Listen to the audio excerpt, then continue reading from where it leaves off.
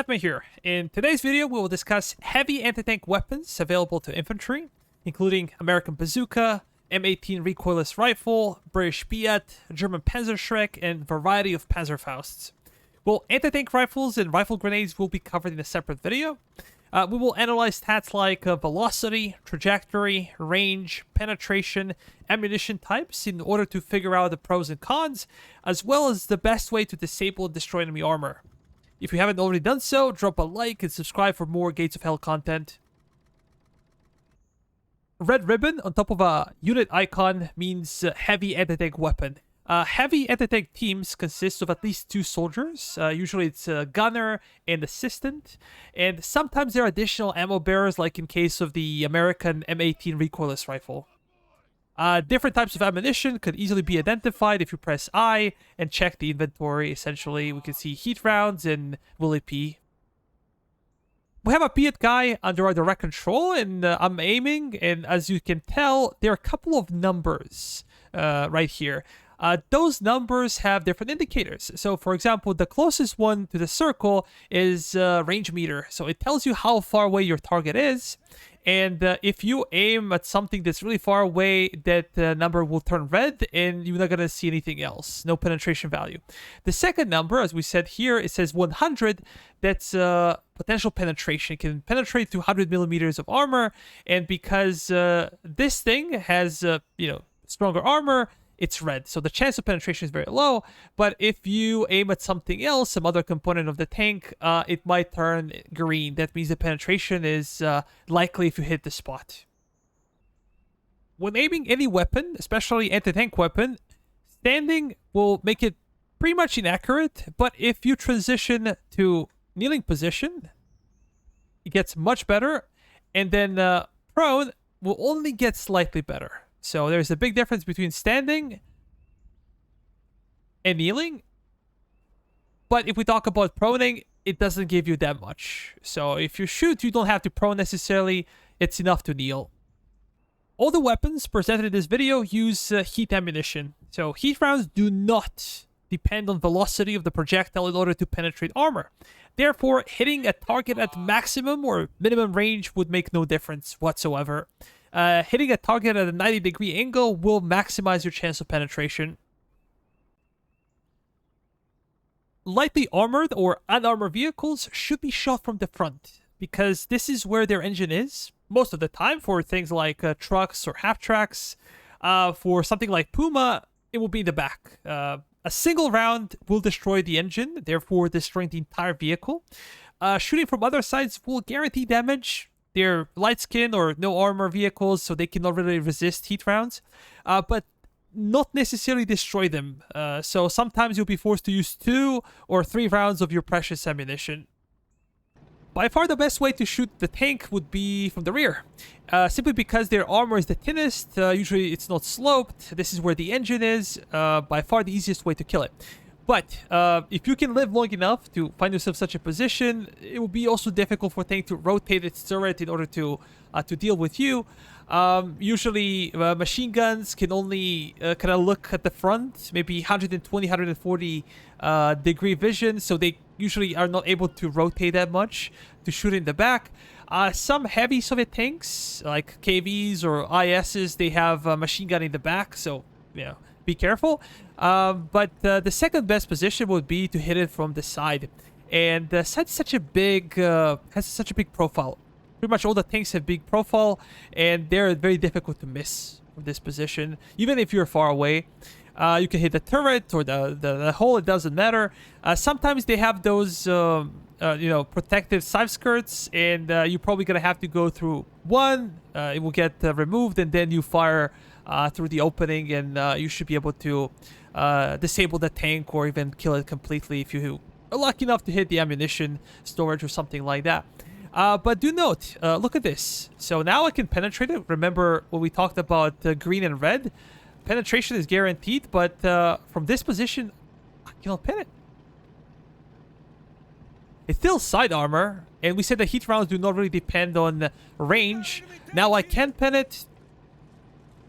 Now I cannot, even though I'm shooting at the same place, simply because of how angling work. So now the armor is thicker because I'm firing at a different angle.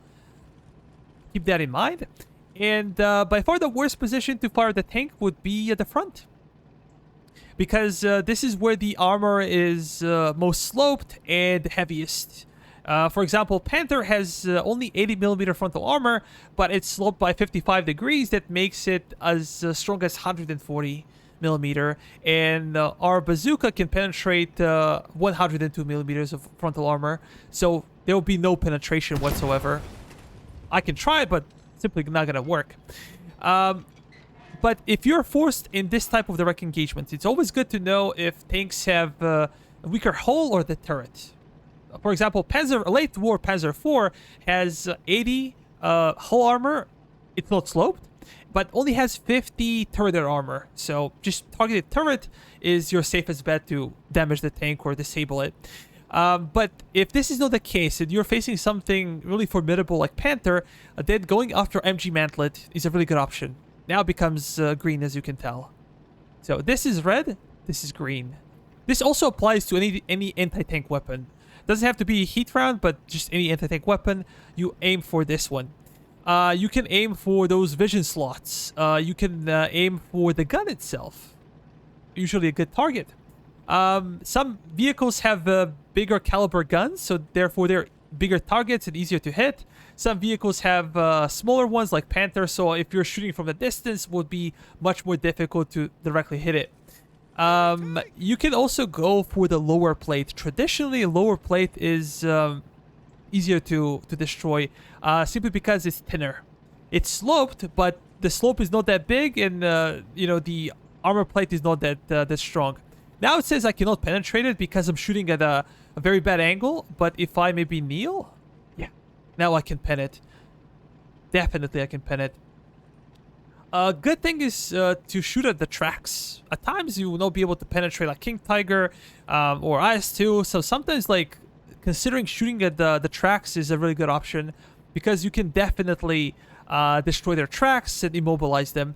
It's not super practical if terrain is flat and you don't have anything heavy to destroy it with, but for like tank destroyers for Germans or Soviets, it's a very good option because they do not have turrets. They cannot rotate their main gun, and you can make them pretty much useless. And their machine guns are pretty bad, to be honest. So, but just tracking them, you can make them completely useless. This is British manufactured PIAT bomb, has a caliber of 83mm or 3.3 inches.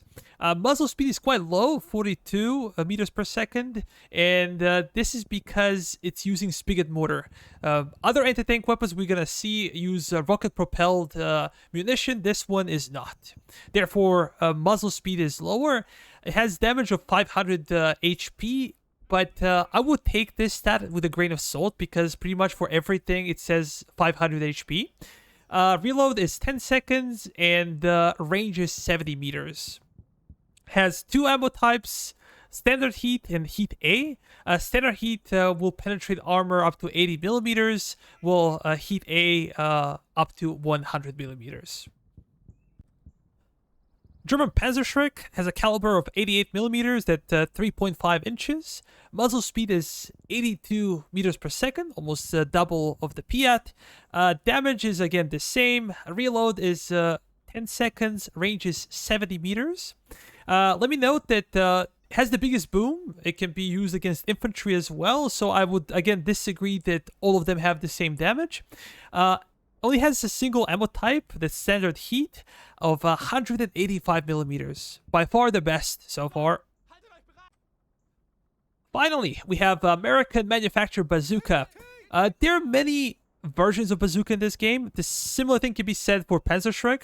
But as far as I could test, there are no actual game differences in accuracy or penetration. Penetration is only decided by the type of ammunition used. We're going to discuss it in a second. There's no addition to accuracy with different types of Bazooka or Panzerschreck, so it's only cosmetic as far as I could tell. If you have any other data, let me know. Muzzle speed of this thing is 61 meters per second. As we said, caliber is 60mm or 2.36 inches. Damage, reload, and range are exactly the same as Panzerschreck and PIAT.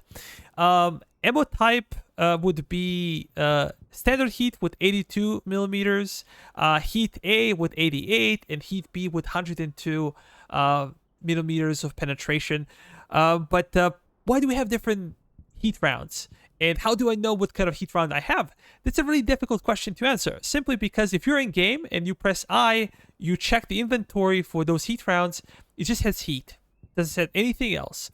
And the only reliable way to know what kind of heat round you have is to take direct control and essentially aim at an armored vehicle to tell. Like, it will give you the penetration value. So if it's 82, 88, or 102, you're gonna know what kind of heat ammunition you have with you.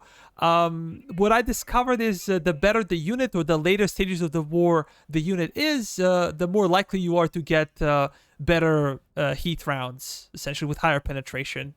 But that's it. This one also has white phosphorus. White phosphorus is used for smoke and incendiary purposes. We're going to have like a specialized video section for Willy P. M18 Recoilless Rifle has a smallest caliber of 57 millimeter or 2.36 inches. Has a muzzle speed of astonishing 278 meters per second, which makes it by far the fastest traveling projectile. Has the same damage and reload time as the other three mentioned, but the range is 20 meters higher. That's 90. Has different ammo types, so it has access to heat rounds with 80 millimeters of penetration. It has HE rounds in order to engage enemy personnel or equipment, and has Willy P or white phosphorus for smoke and incendiary. We discussed these weapons individually, but let's do a bit of a comparison.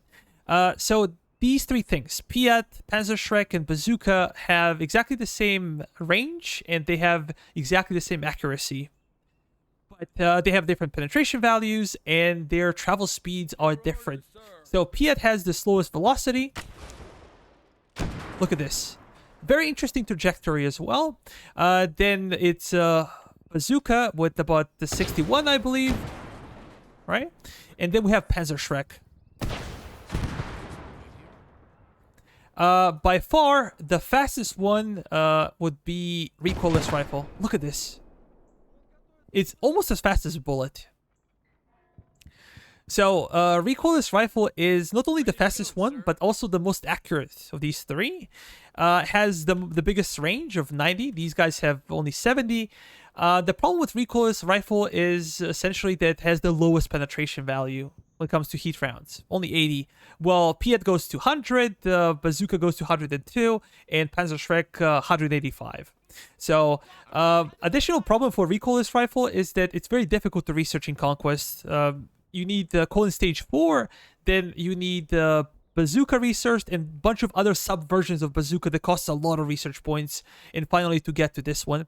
It comes with a big team, but only one Recoilless Rifle for 5 people in the team. That means CP is very expensive, research points are very expensive. It does have the most interesting platform in the fact that it can use HE for enemy infantry or emplacements, trucks. Can also deploy Willy P as offensive weapon or smokescreen. The range is exceptionally good, but this is usually a late stage campaign where Germans start bringing Panthers and Tigers, and you cannot really penetrate them even from the side with this thing. So it's not that good in my opinion, but it's a very interesting platform as it is. Then when it comes to these three, we said that PIAT has the slowest velocity, and if we look at the trajectory of this thing, look at this. Panzerschreck has the flattest trajectory. Bazooka is somewhere in between. So if we talk about hitting moving targets, it could be a nightmare for PIAT. If we talk about like a small vehicle, armored vehicle moving, you need to predict what it will be like a second and a half. By the time your grenade reaches the target, it would not be easy, definitely. So in this case, Panzerschreck is the best against tanks, and in those cases like armored targets, simply because it has the best velocity of these three, and also has by far the best penetration. Well, I would say Recoilless Rifle is the best when it comes to killing those smaller things because of its insane speed and, you know, they cannot really resist any hit round. So we're gonna have something interesting. Why PIAT is not always the worst. Look at this one. So there is Bocage, right?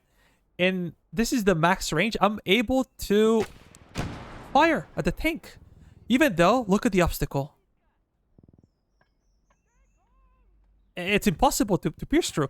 But because of the slow velocity of PIAT projectile, you can shoot over stuff. Over houses, over, you know, difficult terrain. You don't have to expose yourself to enemy tanks. And the other day we played skirmish, and I was able to hit a couple of enemy tanks without from one side of the road to the other side of the road without really exposing myself to it. But if we compare it to Panzerschreck, look at this.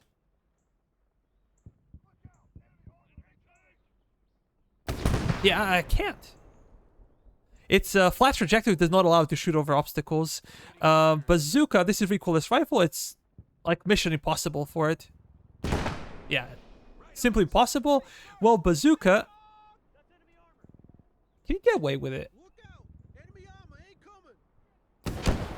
Yeah, it kind of can. Or technically should. Yeah. So sometimes higher velocity is not better.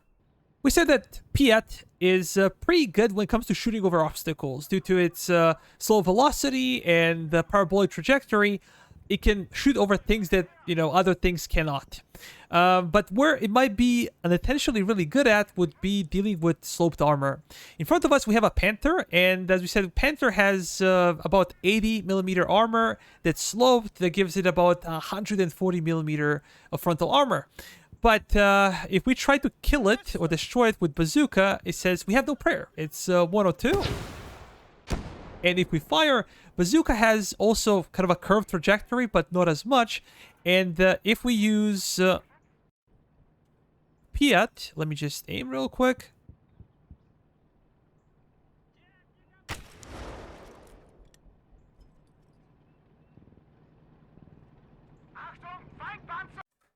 Look at the entry point. So this is pretty damn close to 90-degree angle. It's not 90-degree, but it's pretty damn close.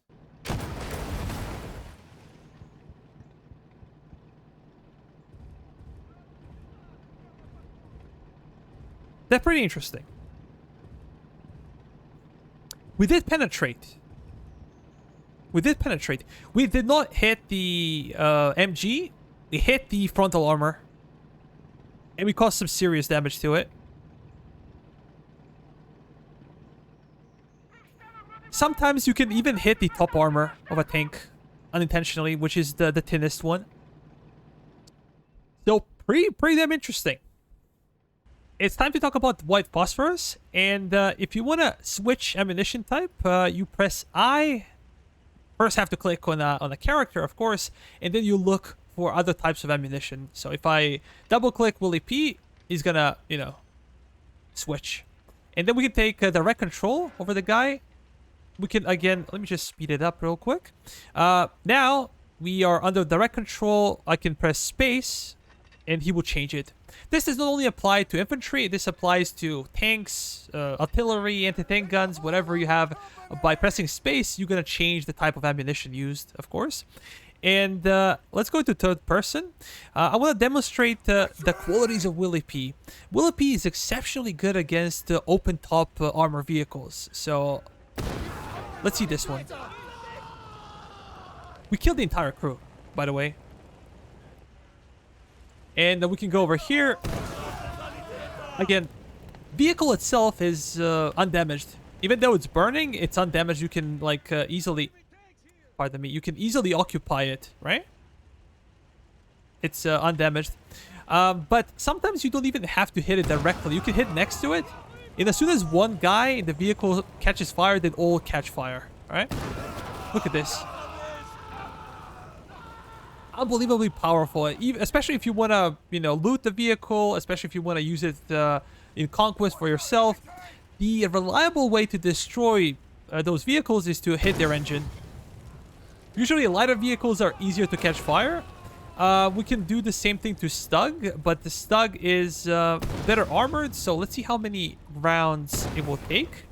I think it's percentage based.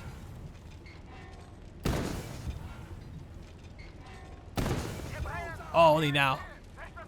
Took us like too many shots. Let's see King Tiger.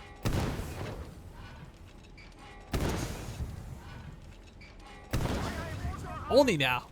But I think that bigger or heavier armored vehicles are a bit more protected from this. So the chance of actually setting them on fire is much smaller than with lighter vehicles. I do not know the actual numbers, but yeah, that's the case. You can use it against infantry. Look. Against emplacements as well. Let me just aim properly. You can use this thing. Oh, sorry.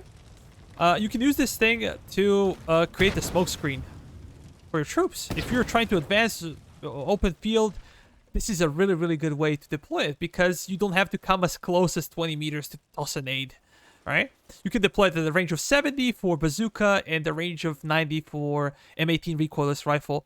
A great thing as well is that you can burn vegetation. Bullet P is incendiary, so you can burn vegetation. Sometimes you can burn villages. Everything that's made out of wood will burn. It's pretty neat. It's time to discuss Panzerfausts. We have 4 versions here. Everything from Faust Patrone 30 to Panzerfaust 100. So the weakest one or the earliest war one would be Faust Patrone 30, also known as Panzerfaust 30 Klein, whatever you prefer to call it. And this thing has muzzle speed of only 21 meters per second. That means it's quite slow. Damage is the same as we talked about before. It's 500 for everything. Again, I'm not sure if this is accurate or not. Take it with a grain of salt. There's no reload. This is one fire only weapon. Range is 30 meters and penetration is astonishing 140 for even something like this.